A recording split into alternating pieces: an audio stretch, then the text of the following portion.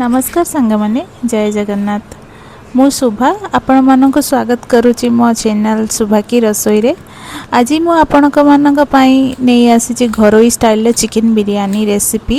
यह बनैबा बहुत सहज आउ टेस्ट रे एकदम रेस्टोरेंट स्टाइल रे लागिबो। कि मु बारिस्ता बनै सारी ताकू एबे साइड करनबा। एबे हमें चिकन को मारिनेशन करिबा। मारिनेशन पई फर्स्ट चिकन हमें धोई दबा भलो से। तापरे एथिरे फाळे लेंबू मु एथिरे चुपुड़ी नेइची आउ लूण देकी भलो से आमे ताकू गोळेई नबा ताकि भलो से चिकन टा मॉइस्चर हे जिवो आउ लेंबू रस आउ लूणटा भलो से ता भितरे पसि जिवो चिकन भितरे।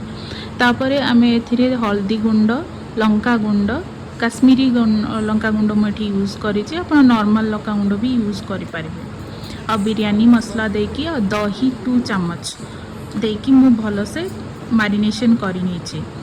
तो ये मारिनेशन हो सारा पर मु आउ 2 चम्मच एथिरे अदा रसुण बाटा यूज करी मारिनेशन ले। आउ जो बारिस्ता करके आमे रखिथिले से बारिस्ता किछि आमे पकेकी ताको भलो से मारिनेशन करनबा।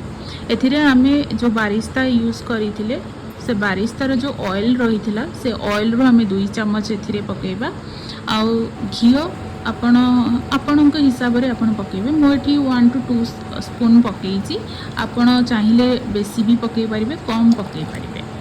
तो एको मारिनेशन हमर एबे हे गला। एबे को हमें 30 to 40 मिनिट्स छाड़ी दबा रेस्ट होवा पई। ता भीतरे आमे राइस बनेबा।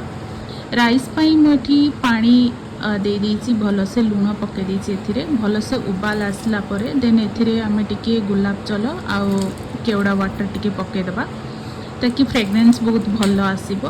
आउ जो बारिस्ता करिथिले हम से बारिस्तार जो ऑयल थिला से ऑयल रो गोटे स्पून एथिरे पकेबा ए राइस पानी रे।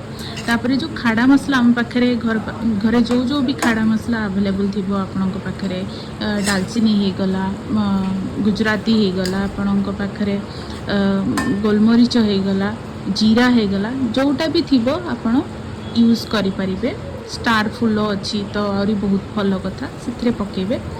तो भल से उबाल हो गला परे देन जो राइसटा को आमे धोईकी सोक करके रखिदिबा 10 मिनिट्स आगुरु। तो सही राइसटा आमे दे दबा।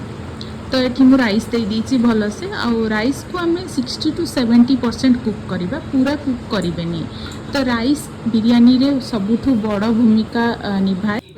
कुक हो गलानी 70-80% कुक हो जिबा दरकार। सेथिरे आमे एबे गैस को बंद कर दबा। एबे आमे दम दबा प्रोसेस स्टार्ट करिबा। दम पई हमको कंचा लंका, धनिया पत्र, पुदीना पत्र आ टिके बिरयानी मसला दरकार। तो फर्स्ट दम पई मु तळे चिकन लो लेयरिंग दे देछि। तापरे जो आमे चाउल हमर भात बनी सारिछि ताको आमे जो छांकी की रखिसे ताको आमे दे देबा गोटे लेयर। सेथिरे मु दम दबा पई गोटे झोल बनेछि जोटा कि सीक्रेट मसला। क्षीर रे टिके केसर पके कि मु 10 to 15 मिनिट्स छाड़ी देइथिली जोटा कि नेचुरल कलर सेटा आसे बहुत भलो बिरयानी रे। सेथिरे मु टिके केवड़ा वाटर आउ टिके गुलाब जल देइछि ताकि भलो फ्रेग्रेंस आसीबो। आउ सेथिरे टिके बिरयानी मसला देइछि आउ टिके बारिस्ता देइछि, बारिस्तार जो ऑयल देइछि। तो से झोलटा को आमे एबे राइस ऊपर दे दबा लेयरिंग कला टाइम रे। तापरे हम बारिस्ता दे दबा, पुदीना और धनिया पत्र दे दबा। सेम वे रे आमे आउ गोटे लेयरिंग कर दबा राइस रे। एटा हे सल्ला परे देन आमे एको दम रे छाड़ी दबा 10 to 15 मिनिट्स।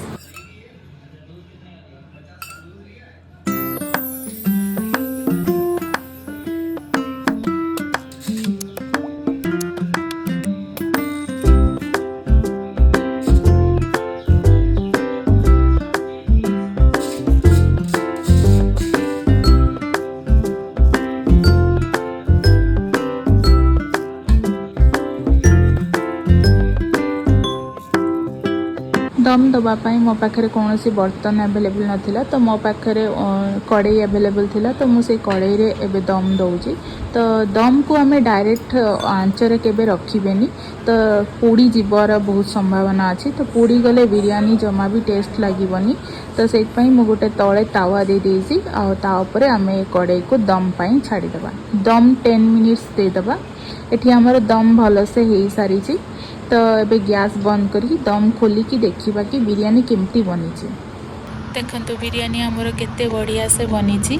एठी राइस टा केते बढ़िया से खिला खिला बनी।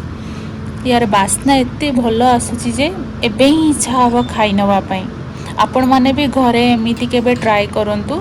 स्विगी जोमाटो आम जब चिकेन बिरयानी ऑर्डर करूना सेटा एते ऑयली थाए एते मसलादार थाए कि भल लगे एते टेस्ट एते भल लगे किंतु आपण जितेबाला एमती घरे बने कि खाइबे ना एते टेस्टी। आपन को जदि ए रेसिपीटा भल लगिला ताहले वीडियो को निश्चय लाइक करिवे शेयर करिवे कमेंट करिवे। एमिति नुआ नुआ रेसिपी जानिबा पाई मो चैनल को निश्चय सब्सक्राइब करिवे। रहिली धन्यवाद। जय जगन्नाथ। पुणी देखा गोटे नुआ रेसिपी रे नुआ अंदाज रे।